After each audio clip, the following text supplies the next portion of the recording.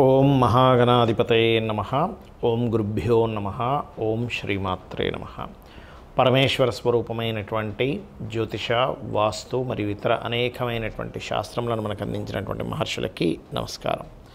హయగ్రీవ హయగ్రీవ హయగ్రీవేతియో వదేత్తస్య నిస్సరతే వాణి జిహ్నుకన్యా ప్రవాహవత్. అరుణాం కరుణాతరంగితాక్షీం ధృతపాశాంకుశపుష్పబాణచాపాం అనిమాదిభిరావృతాం మయూకైః అహమిత్యేవ విభావయే భవానీం. శ్రీమాత్రే నమః.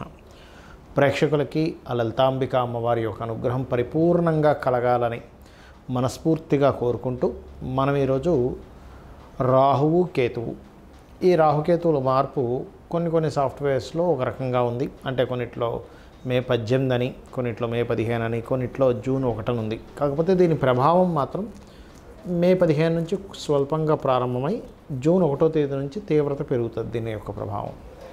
మరి ఈ రాహుకేతువుల మార్పు మూలంగా ద్వాదశ లగ్నాల వారికి, లగ్నం తెలియని వారికి, రాసుల వారికి ఏ రకంగా ఉండబోతుంది, ఇందులో మంచి ఉంటుంది, జాగ్రత్తలు కూడా చెప్పుకుంటాము.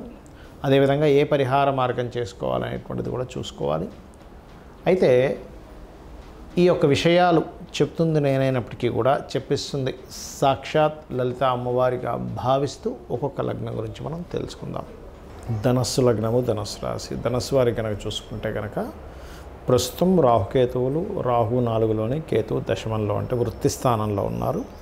ఈ రాహువు మనకి 3వ స్థానంలోకి, కేతువు భాగ్యస్థానంలోకి వెళ్ళబోతున్నాడు. దీనివల్ల కేతువు వల్ల మార్పు వల్ల ఎప్పటి నుంచో ఉద్యోగ సంబంధించినటువంటి విషయాల్లో మీరు పడుతున్నటువంటి ఇబ్బంది నుంచి కొంత విముక్తి కలగనుంది. అయితే ఈ 9వ స్థానంలోకి వెళ్తున్నందుకు ఈ జూన్ 1వ తేదీ నుంచి దాదాపుగా మే 15 నుంచి దాని ఉంటుంది ఎఫెక్ట్, కానీ జూన్ 1 నుంచి ఎక్కువగా ఉంటుంది. సంవత్సరంన్నర పాటు మీరు ఏదైనా పెద్ద మొత్తంలో ఎవరికైనా మనీ ట్రాన్స్ఫర్ చేసే విషయంలోని, లాంగ్ జర్నీ చేసేటువంటి అంశాల్లోని, తండ్రి గారి ఆరోగ్య సంబంధించిన విషయంలోని, ఉన్నత విద్యల్లో ఒక్కొక్కసారి ఇంపార్టెంట్ డెసిషన్స్ తీసుకోవాల్సి వస్తుంది. ఇది చాలా కీలకము అనేటువంటిది. అటువంటి విషయాల్లోని కాస్త జాగ్రత్త వహించాలి, గుర్తుపెట్టుకోండి. అదేవిధంగా ఆ సంవత్సరంన్నర పాటు ఈ రాహు ఎప్పుడైతే 4లో ఉన్నాడో ప్రస్తుతం ఈ జూన్ వరకు వీళ్ళకి విదేశాల్లో ఉండేటువంటి వారికి ఏదైనా, గతంలో చాలాసార్లు చెప్పుకున్నాము, విదేశాల్లో అక్కడ గ్రీన్ కార్డ్ హోల్డర్స్ అనో పర్మనెంట్ రెసిడెన్సీ కోసం చేసే ప్రయత్నాలు ఫలిస్తాయి. అక్కడ ప్రాపర్టీస్ కొనుక్కుంటారు కూడా. కాకపోతే ఈ జూన్ నుంచి ఎప్పుడైతే మీకు మే 15, మే 18 నుంచే మారిపోతున్నాడు. కాకపోతే జూన్ ఎఫెక్ట్ ఎక్కువగా ఉంటుంది. 3లోకి ఎప్పుడైతే వస్తాడో అక్కడ ఉన్నటువంటి వారు, అంటే విదేశాల్లో ఉన్నటువంటి వారు, వాళ్ళు ప్రదేశం మారడానికి చేసే ప్రయత్నం ఫలిస్తుంది 3లోకి వస్తున్నందుకు. అదేవిధంగా మీ యొక్క సహోదర వర్గానికి ఎవరికైనా విదేశాలకు తీసుకెళ్లాలని, లేదా విదేశాలకు సంబంధించిన విదేశాల్లో ఉండేటువంటి వారు, సహోదర వర్గంలో ఉండేటువంటి వారి యొక్క సహకారం కూడా లభిస్తుంది. సర్వసాధారణంగా 3వ స్థానంలో ఉండేటువంటి రాహు ఏంటంటే ఏదైనా కొత్త ప్రయత్నం సక్సెస్ అయ్యేలాగా ఒక డేరింగ్ స్టెప్ తీసుకోవడానికి అనుకూలత ఇస్తుంది.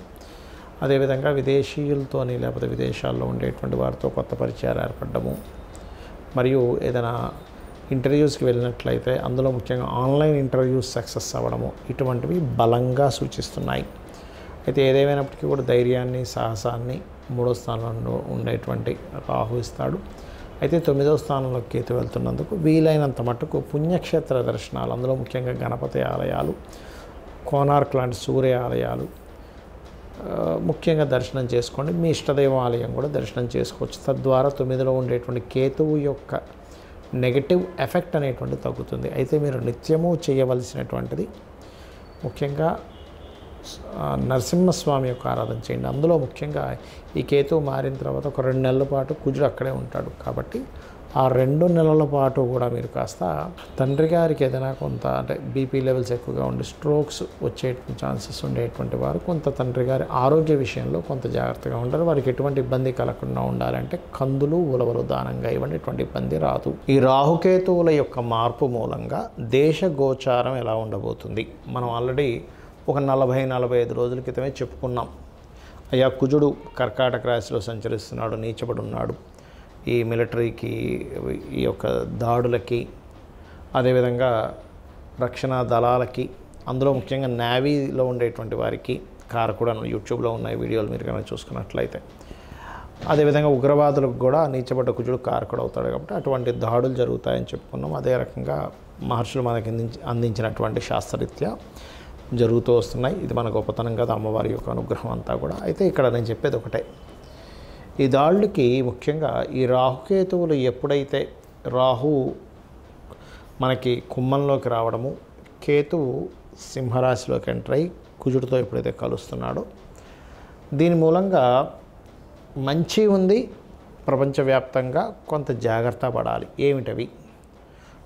ఎప్పుడైనా కేతువు గనక కుజుడితో సంబంధం కలిగితే అందులో ముఖ్యంగా సింహరాశి అనేటువంటిది ప్రార్థనా స్థానాలు, మరియు సింహరాశి అనేటువంటిది మెడిటేషను, సహజ పంచమ స్థానం కాబట్టి మనం ధ్యానం చేసుకునేటువంటి ప్రదేశంగా కూడా చెప్తూ ఉంటాం. కాబట్టి ధ్యాన ప్రదేశంగా కనుక మనం చూసుకున్నట్లయితే పర్టికులర్గా ఇక్కడ ఈ ఎప్పుడైతే మే 15 నుంచి ఈ కేతువు వస్తున్నాడో, అదేవిధంగా జూన్ నుంచి కాస్త కుజుడు కూడా కనెక్ట్ అవుతున్నాడో, ఇక్కడ ప్రధానంగా మనం చూసుకోవాల్సింది ప్రార్థనా మందిరాల మీద. ఇప్పుడు మనకి జరుగుతున్న అటాక్లన్నీ కూడా పహల్గాం దాడి తర్వాత కొంచెం ఈ స్పిరిచువల్ కేంద్రాల మీద, అది సిక్కులది కావచ్చు, లేకపోతే మన హైందవులది కావచ్చు, ఎవరిదైనా సరే ప్రార్థనా మందిరాల మీద ఆ యొక్క అటాక్స్ అనేవి జరుగుతాయి.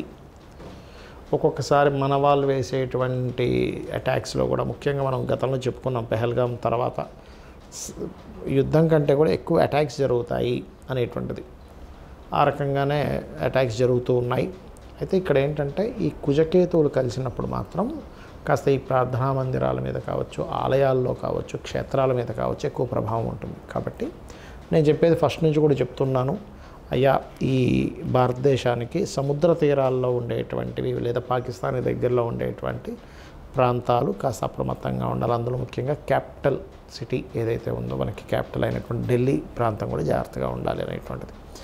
అయితే ఇక్కడ చూసుకున్నట్లయితే మరి ఏం చేయాలి? అందరూ కూడా దక్షిణామూర్తి స్తోత్రము, కాలభైరవ అష్టకము ఎక్కువగా చేసుకుంటూ ఉండాలి. మరియు మరి మంచి కూడా ఉంటుందన్నారు కదా అని చెప్పి చూసుకున్నట్లయితే కేతువు ఎప్పుడైతే ఇన్ని రోజులు 1.5 year నుంచి కన్యారాశిలో ఉన్నాడో, మీరు లాస్ట్ 1.5 year బ్యాక్ మనం చెప్పుకున్నటువంటి వీడియోలు కనుక చూసుకున్నట్లయితే చాలా స్పష్టంగా అక్కడ చెప్పడం జరిగింది, అయ్యా కన్యారాశి అనేటువంటిది భూతత్వ రాశి కాబట్టి భూములు స్ట్రక్ అవుతున్నాయి అని చెప్పి చెప్పడం జరిగింది. అలా అదేవిధంగా చూసుకుంటే రియల్ ఎస్టేట్ అంతా కూడా ఫాస్ట్గా వెళ్తున్న రియల్ ఎస్టేట్ కొంత స్లో డౌన్ అవ్వడం జరిగింది. ఎప్పుడైతే ఈ కేతువు కన్యారాశి నుంచి సింహరాశిలోకి మారుతాడో ల్యాండ్స్ రేట్స్ మళ్ళీ మూమెంట్ అనేటువంటిది ఉంటుంది. అంటే ఇప్పుడు చూడండి, రేట్లు ఆగిపోయి లేదా అమ్ముడు పోక రియల్ ఎస్టేట్లో వ్యాపారాల్లో ఉండేటువంటి వారు ఎవరైతే ఇబ్బంది పడుతున్నారో అవన్నీ కూడా కొంత మూమెంట్ అనేటువంటిది వస్తుంది. అదేవిధంగా ఎప్పుడైతే ఈ రాహు కుంభంలోకి ఎంటర్ అవుతున్నాడో సాఫ్ట్వేర్ రంగానికి ఒక రెవల్యూషన్ కూడా ఇస్తాడు రాహు. ఎందుకంటే కుంభరాశి అనేటువంటిది ఏదైతే ఉందో బిజినెస్ సైన్గా చెప్తూ ఉంటారు. ఆన్లైన్ త్రూగా పెరిగేటువంటి ఇంకా డిఫరెంట్గా ఏఐ కావచ్చు, ఇట్లాంటివన్నీ కూడా పెరుగుతాయి చెప్పాలంటే. అయితే ఇక్కడ ఈ కేతువు మరి మనకి కన్యారాశి నుంచి సింహరాశిలోకి ఎప్పుడైతే ఎంటర్ అవుతున్నాడో ఇది కొంతవరకు విపరీతంగా పెరుగుతున్నటువంటి బంగారు ధరని కొంతవరకు బ్రేక్ వేస్తుంది, కొంత తగ్గిస్తుంది కూడా. ఇది మీరు గమనించినట్లయితే ఒక 3 సంవత్సరాల నుంచి దాదాపుగా 30, 35, 40 వేలు పెరిగిందండి. మీరు 1 monthలోనే 10,000 పెరిగింది గోల్డ్ రేట్. 90 దగ్గర ఉండేది 1 lakh దాకా వచ్చేసింది. అలాంటిది దానికి కొంత బ్రేక్ పడనుంది కేతువు సింహరాశిలోకి రావడం వల్ల. ఫ్లక్చువేషన్స్ వస్తాయి, సడన్గా అప్పుడే పెరిగినట్టే మళ్ళీ డామని కింద పడడం ఇవి కూడా వస్తూ ఉంటాయి. కాబట్టి ఈ రాహుకేతువుల వల్ల మనకేంటంటే సూక్ష్మానికి కారకుడు రాహు, సూక్ష్మ సంబంధంగా జరిగేవి కొన్ని జరుగుతూ ఉంటాయి. అలాగే ఇందాక నేను చెప్పినట్టుగా కాస్త ఈ పుణ్యక్షేత్రాలకు వెళ్ళినప్పుడు ఇట్లాంటి విషయాల్లో కొంత జాగ్రత్తగా ఉంటూ ఉండాలి. అయితే ఈ యుద్ధ సంబంధించినటువంటిది మీరు ఈ సంవత్సరం విశ్వవసునామ సంవత్సరం రాజుకి కారకుడు రవి, మంత్రికి కూడా రవి కారకుడు, అందుకని చాలా ప్లానింగ్గా చేస్తూ ఉంటారు. కాకపోతే సైన్యాధిపతి శని అయ్యాడు కాబట్టి ఏదో ఒక అటాక్ జరిగింది ఆగిపోయింది అన్నట్టుగా ఉండదు. ఇది కంటిన్యూ అవుతూ ఉంటుంది. ఎందుకంటే శని లాంగ్ టర్మ్ కారకుడు కాబట్టి మీన రాశిలో ఉన్నంత కాలము కూడా అంటే ఒక 2-2.5 సంవత్సరాల పాటు, ఒక 2-3 నెలలు తీవ్రంగా ఉన్నప్పటికీ ఒక 2-2.5 సంవత్సరాల పాటు ఏమవుతుంటుందంటే అది సాగుతూ ఉండడం, మళ్ళీ అయిపోయింది కదా అనుకుంటే మళ్ళీ వాళ్ళు ఏదో అటాక్ చేయడం, మన వాళ్ళు తను తిప్పి కొట్టడం, ఇట్లాంటివి జరుగుతూ ఉంటాయి. కాబట్టి నేను చెప్పేది ఒకటే, అందరూ కూడా ఎవరెవరైతే సముద్ర తీర ప్రాంతాల్లో ఉంటారో, అంటే ఇటు సైడ్ పాకిస్తాన్ వైపు ఉండే సముద్ర తీర ప్రాంతం కావచ్చు, పాకిస్తాన్ దగ్గరలో ఉండే ఊళ్ళల్లో ఉండే వాళ్ళు కావచ్చు, లేకపోతే ఇటు సైడ్ ఈ వైజాగ్, వెస్ట్ బెంగాల్, లేనట్లు ఒరిస్సా ప్రాంతాల్లో ఉండేటువంటి వారు కావచ్చు, ఢిల్లీ ప్రాంతాల్లో ఉండేటువంటి వారు కావచ్చు, ప్రధానంగా జాగ్రత్తగా ఉండాలి. హైదరాబాద్కి ఈ యుద్ధ సంబంధించిన వచ్చి పడవు కానీ కొంచెం స్లీపర్ సెల్స్ వల్ల, మరియు ఎవరైనా ఇప్పుడు మనకి చూడండి, మనకి లాస్ట్ టైం గోకుల్ చాట్ ఇట్లాంటి వాటిలో జరిగింది. అలా కాస్త జనాలు ఎక్కువగా తిరిగేటువంటి ప్రదేశాల్లో కొంత జాగ్రత్తగా ఉంటూ కాలభైరవ అష్టకము మరియు అదేవిధంగా దక్షిణామూర్తి స్తోత్రం కనుక మీరు పఠనం చేసుకున్నట్లయితే అన్ని విధాలా మీకు బాగుంటుంది. శ్రీమాత్రే నమః.